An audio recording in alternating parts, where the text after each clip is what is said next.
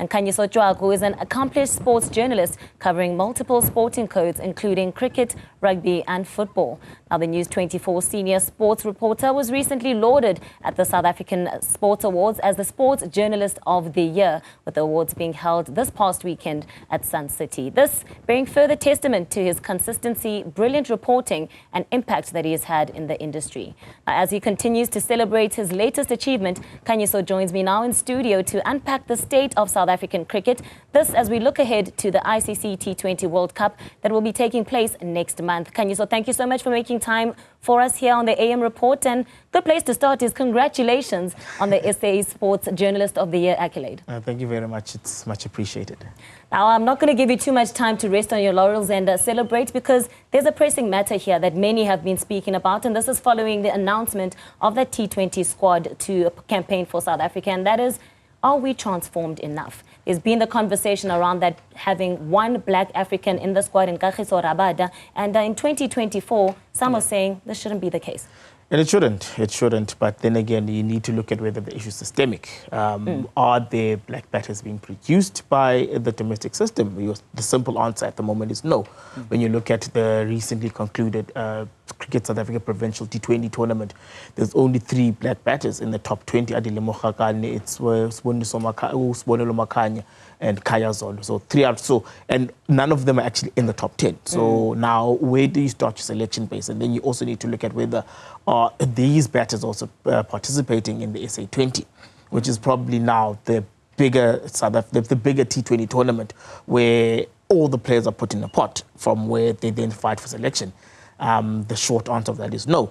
So now the next question would be, what does Cricket South Africa and the franchises now need to do? Do they change tack? Do they find a better way of accelerating transformation? Do they, as Linda Zoni puts it, do they increase the quality of opportunity? Because the key thing with transformation is that it's not a straight swap. It's allowing a player to thrive in their best available position with the best available competition. So I think now, I mean, bowlers will forever come off the conveyor belt. But also, if you take it back a little bit, one needs to also understand that cricket's a very expensive sport. A cricket bat, a decent cricket bat, you're looking at around 8,000 rand, going upwards. And now remember that black people have very different financial considerations they need to look at, because remember that kit needs to be replaced on a regular basis. If you are now growing a young kid who is primed to become a batsman, they need training at school. They will need coaching outside of their regular coaching.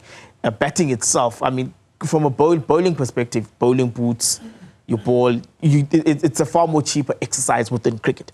But batting is a specialized form that requires not just the specialized training within a team setup, and it requires specialized training outside of the team setup. It requires equipment, it requires balls, and I think probably it's a significant barrier to entry that also inhibits transformation from that end. So whose responsibility is it then? Because we talk about these buzzwords, the systemic structural failures, and transformation needs to happen. And we've heard the same from the coach of the side saying, well, yes, admittedly, there is a problem. Who bears the responsibility, and what needs to be done now to make sure that these conversations are not happening when we're preparing for the next World Cup? Look, it's CSA's responsibility. They are the custodians of cricket. It's now a case of, do they now change tack and find a better way of increasing the pool of players? Because a bigger problem, it's not even a bigger design problem, is that your best cricket schools are your high-end former Model C schools and your private schools. That means those are the schools that have resources outside of what are available resources, not just to coach cricket, but to actually help players get extra practice time. Because an art like batting, because also when you segment transformation, you also need to segment it in terms of, are we producing enough black batters? And I think that's where the blockage is at the moment, that outside of a term above Uma, are you able to then say, is there a black young batter under 30 who is actually coming through? It becomes a very difficult debate. I mean, there is a young Richard Siletswane who is playing some amazing cricket. We saw how good he is. And I think now it becomes an end. But the thing is, which school does it go to? Because in stadiums where it's a high-end private school, it's a school that is producing cricketers by the mound at the moment. And it's not just producing just batters, it's producing bowlers. So there are cricket schools that are focused in terms of the development of cricketers, but it needs to be a far bigger spread of that. And is the Cricket South Africa on, the mark when it comes to this transformation? Because he's saying the responsibility does sit with them, but are things settled there in such a way that they'd be able to identify the problems and address them adequately? Because we heard Dean Elgar recently also describing the environment there as a toxic environment of politics and poor administration, and he said he felt he had been stabbed in the back when he was released from his leadership duties there. So one would get the sense that there are problems brewing within Cricket South Africa, and that might perhaps be the reason why they're not able to resolve such issues such as transformation. Look, from an administrative perspective, they've actually been more stable than they've ever been. Remember that they had a mound, it's a litany of problems leading up to, I think it was in 2020, when they needed to adopt a new MOI that then allowed for a majority independent board.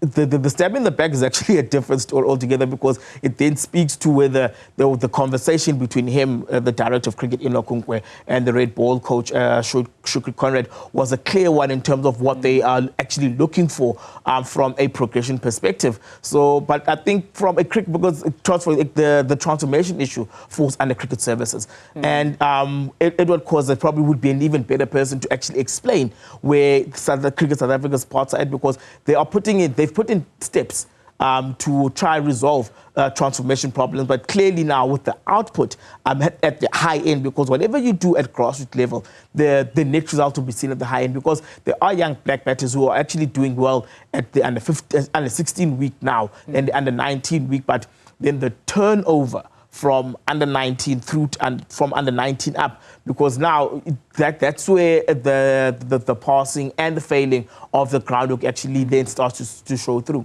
Oh, I really wish we had more time to unpack this, Khanyiso, but certainly a discussion that we'll be taking forward in terms of that T20 World Cup that we're looking ahead to, where our South African cricket team will be campaigning. But thank you so much for joining us. Khanyiso Tshwaku, of course, is a senior sports reporter at News24 and recently lauded as the Sports Journalist of the Year at the South African Sports Awards.